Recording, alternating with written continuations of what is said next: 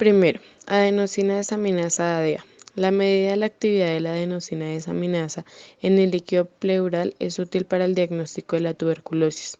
Los falsos positivos de esta se dan principalmente en derrames pleurales para neumónicos complicados y en el líquido cefalorraquídeo, esta se relaciona con el diagnóstico de la meningitis tuberculosa. Segundo, albúmina. La medida de la concentración en suero o plasma de la albúmina, al igual que de la proteína, en el contexto del laboratorio de urgencias es útil para la estimación de la fracción biológicamente activa del calcio a través de las fórmulas de estimación. Tercero, amilasa. La medición de la actividad de esta en el plasma y en el suero es útil en el diagnóstico de la pancreatitis aguda. También su medición en líquidos serosos puede ser una herramienta útil para descartar la presencia de líquido pancreático en la cavidad abdominal o pleural. En el líquido pleural, una concentración catalítica de la amilasa mayor que el límite superior al intervalo de referencia en el suero sugiere una enfermedad pancreática, neoplasia o ruptura esofágica. Cuarto, aminotransferasas ALT y AST. La medición de la actividad de estas magnitudes en suero o plasma es útil para el diagnóstico y control de la evolución de una enfermedad hepática. Debido a su mayor especificidad diagnóstica, la medición de ALT es más adecuada para el estudio de la lesión hepática que la AST, ya que esta última puede elevarse en enfermedades del músculo esquelético, síndrome coronario agudo, magnitudes biológicas que tienen interés en medir de modo urgente 33 enfermedades cerebrovasculares y en hemodiálisis, y por ello debe ser utilizado como marcador de elección con intención de cribado.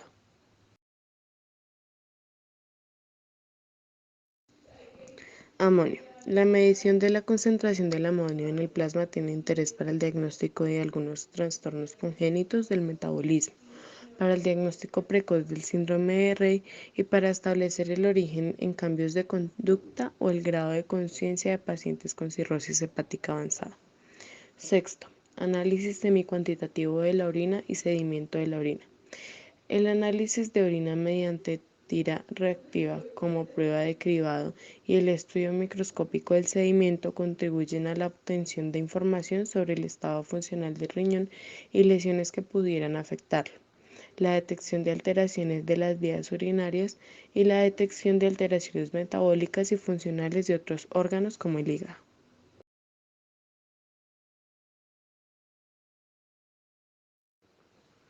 Séptimo, bilirrubina. La medida o la concentración de la bilirrubina en suero o plasma puede ser de gran utilidad en pediatría como parte del estudio de la ictericia neonatal, también para la detección y seguimiento de los trastornos hemolíticos en el adulto y para el diagnóstico y control de la patología hepatobiliar.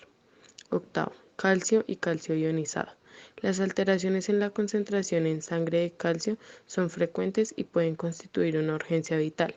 La medida del calcio ionizado está indicada en el diagnóstico de hipercalcemias, en especial para la confirmación de sospechas de hiperparotiditismo e hipercalcemias del paciente con enfermedad renal crónica e hipocalcemias como la neonatal o la de hipoparatiroidismo y la monitorización de cambios en pacientes críticos.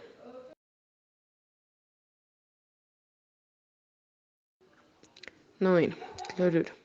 La medida de la concentración en sueroplasma de esta es necesaria para el cálculo de la anión de Gap que permite la clasificación de la acidosis metabólica.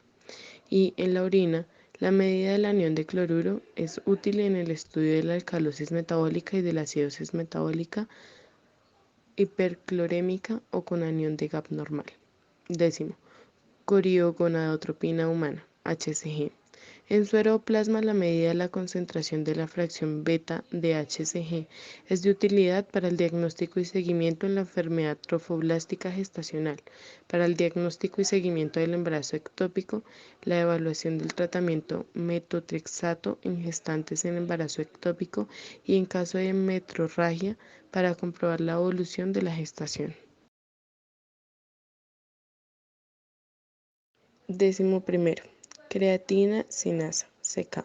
La medición de la actividad de esta en plasma o suero es útil para valorar el estado del tejido muscular y un incremento de dicha concentración es un índice de la necrosis celular o daño tisular consecuencia de las lesiones musculares de carácter agudo o crónico.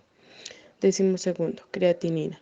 La concentración de esta en suero o plasma es una herramienta útil en el diagnóstico y seguimiento de la enfermedad renal crónica, acompañada siempre de la estimación de la tasa de filtrado glomerular y en la evaluación del daño renal agudo.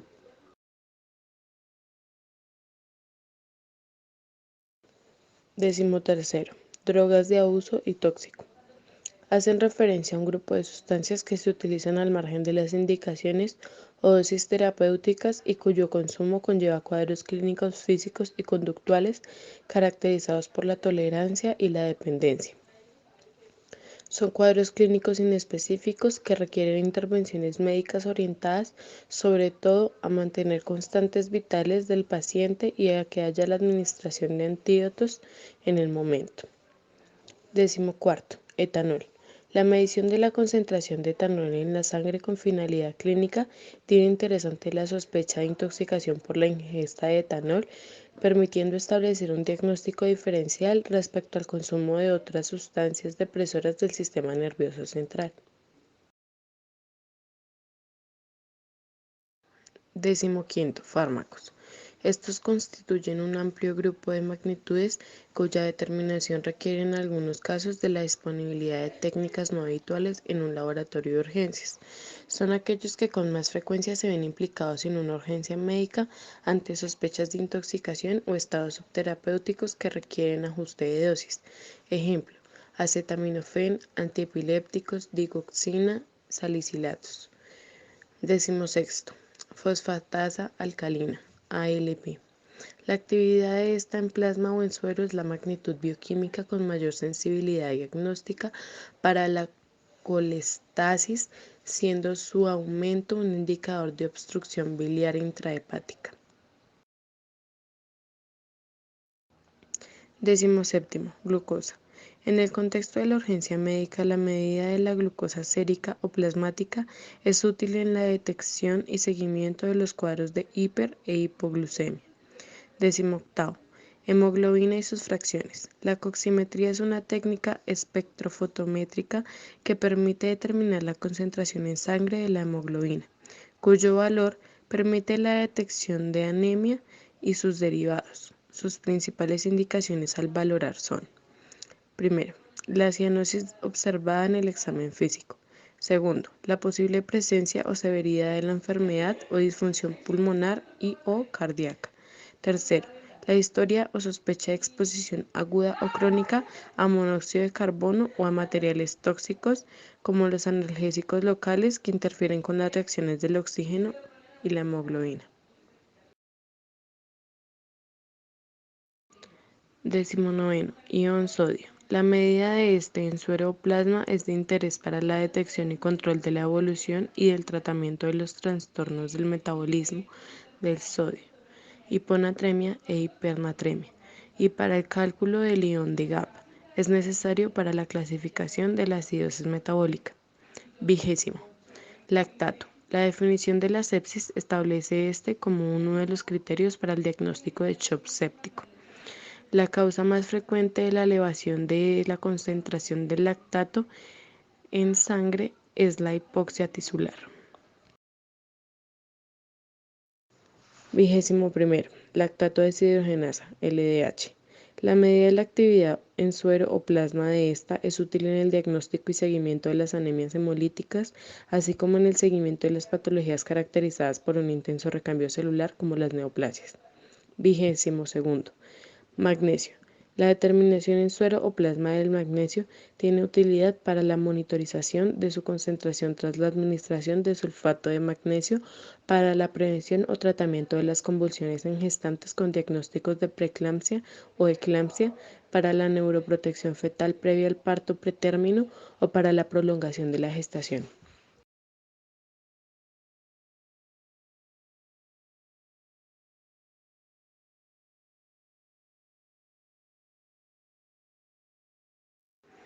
Primero, Osmolalidad. La medida o cálculo de la osmolalidad sanguínea es una herramienta útil para valorar la capacidad de concentración renal y para el diagnóstico y monitorización de los trastornos de la hormona antidiurética o vasopresina, así como para la evaluación de los trastornos del sodio. Segundo, paratirina, PTH. La medida de la concentración en sangre de la PTH en el tratamiento quirúrgico del hiperparatiroidismo primario es útil para confirmar la exéresis de todo tejido paratiroideo hiperfuncionante. Tercero, péptidos natriuréticos.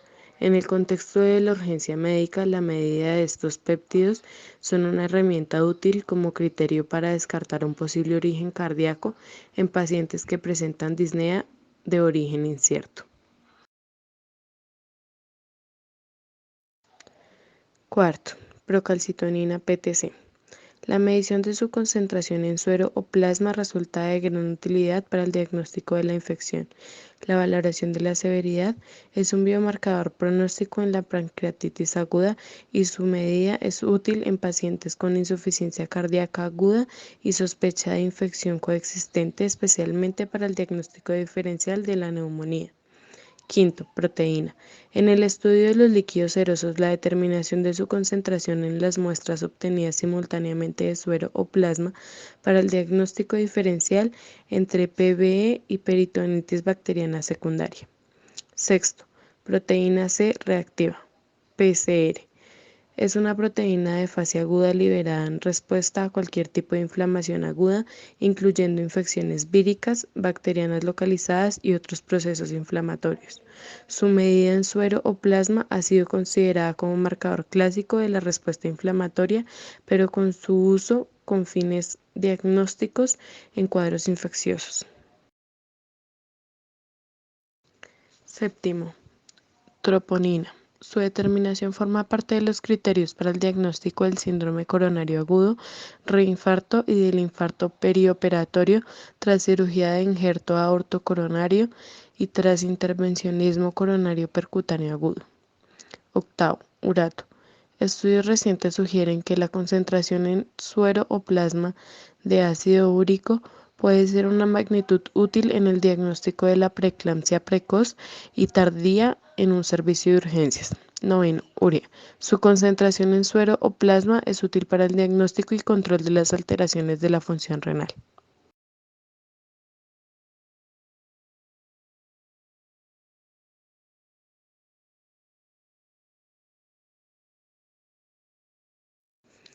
Primero, serie roja. Los valores correspondientes a la serie roja deben ser interpretados junto con el resto de determinaciones incluidas en el hemograma.